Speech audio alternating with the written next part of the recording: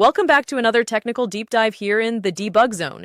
Today we're tackling a big question and breaking it down with insights from other users. Hopefully this clears up some misconceptions and helps you get the answer you need. So buckle up, stay a little curious, and let's jump right in.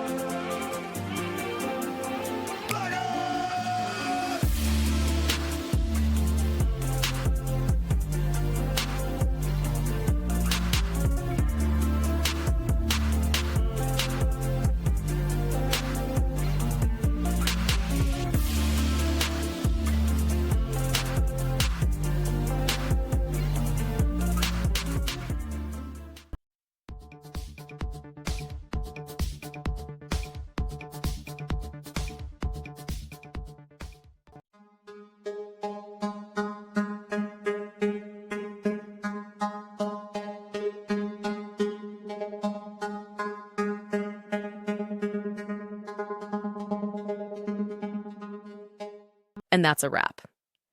I hope you found the answer you were looking for. If you did, take a second to hit that subscribe button. It really helps out. And let me know in the comments which solution worked best for you. See you next time in the Debug Zone.